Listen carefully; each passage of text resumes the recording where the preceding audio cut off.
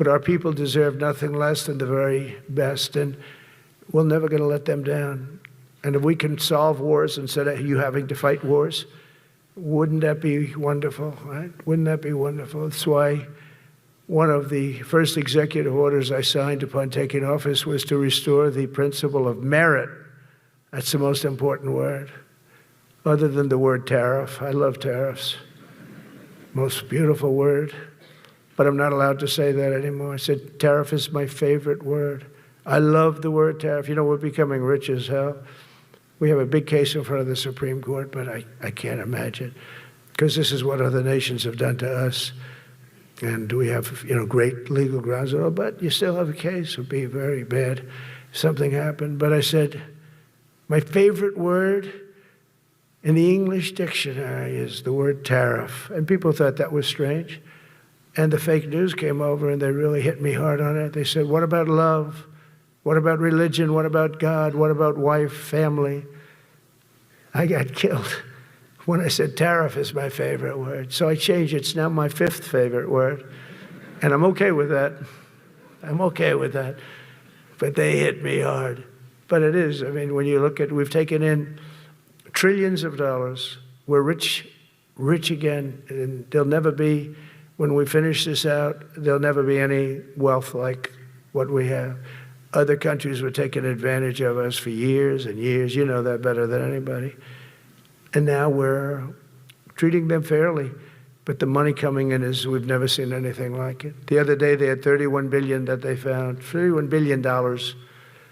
So we found $31 billion and we're not sure from where it came.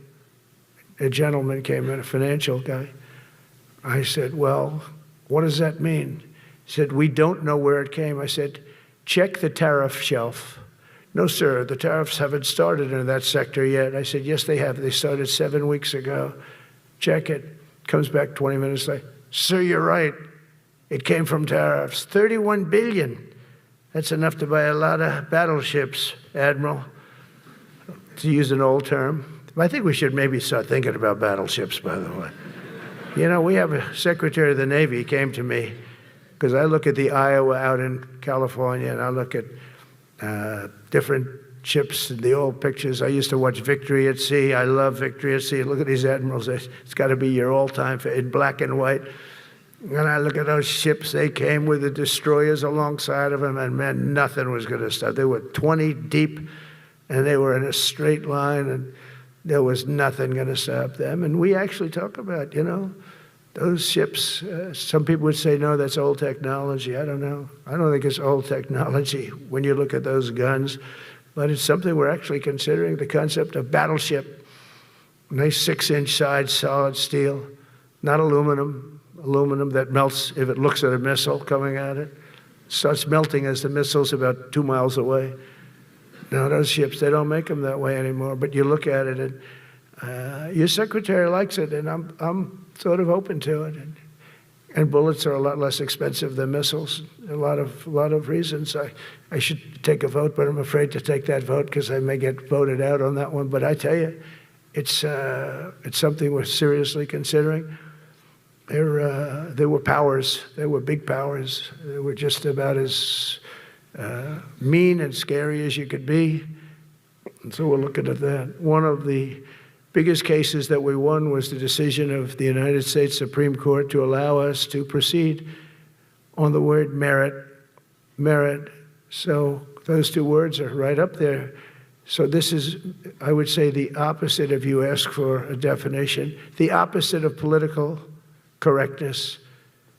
We went through political correct, where you had to have people that were totally unfit to be doing what you're doing for many reasons. I won't get into them. But for many reasons, they were unfit. Now, it's all based on merit. That was such an unbelievable decision. I didn't expect we were going to win that one. We went in.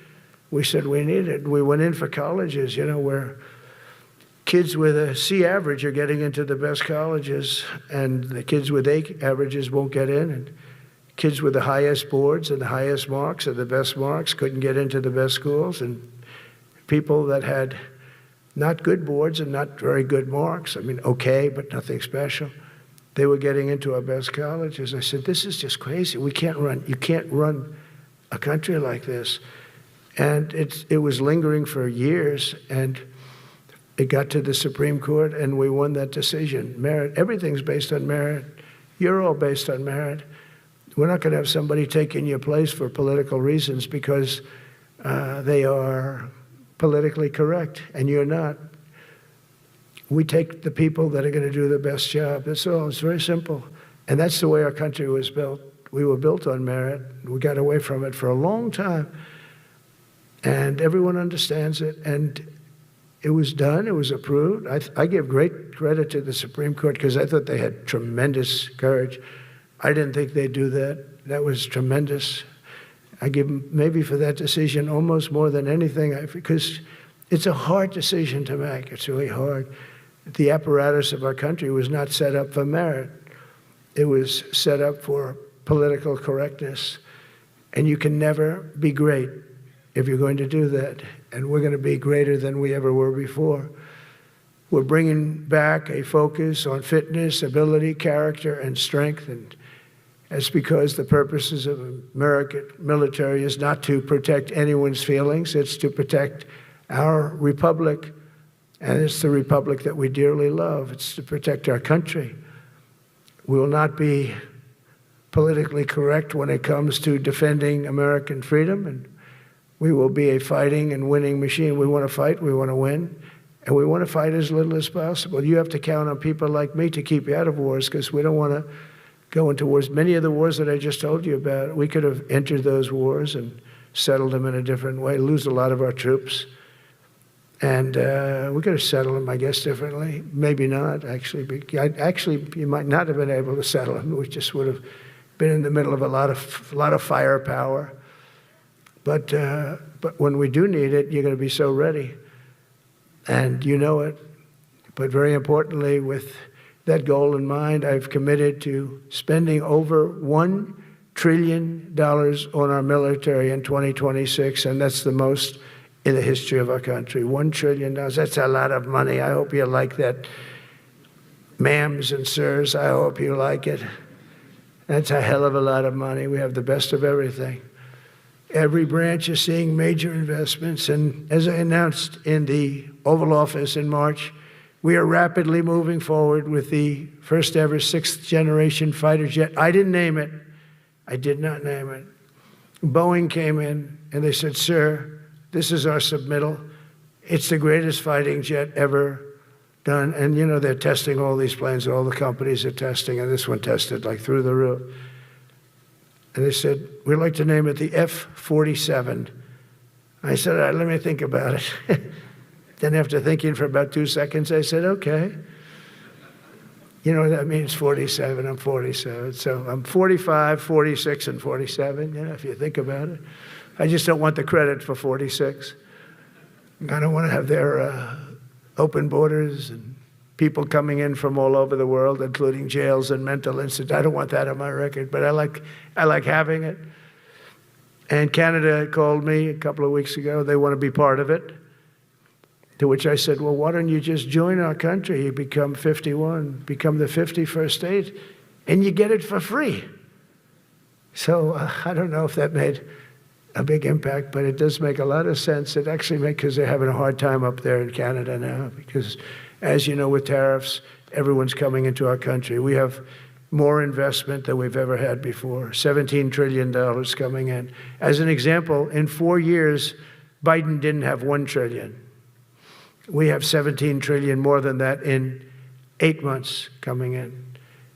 And they're coming in from Canada, Mexico, from Europe, from all over. AI, auto plants. Everybody's coming back to the United States. Under my budget, we will be expanding the U.S. Navy by at least 19 ships next year, including submarines, destroyers, assault ships, and more. And it's going to be much more than that as we go along, because we basically don't build ships anymore. We do build submarines, but we don't build ships. Do you know in the Second World War, they were freighters and different types, but we were doing a ship a day, and now we don't do ships. And I'm not a fan of some of the ships you do. I'm a very aesthetic person, and I don't like some of the ships you're doing. aesthetically. They say, oh, it's stealth. I said, that's not stealth.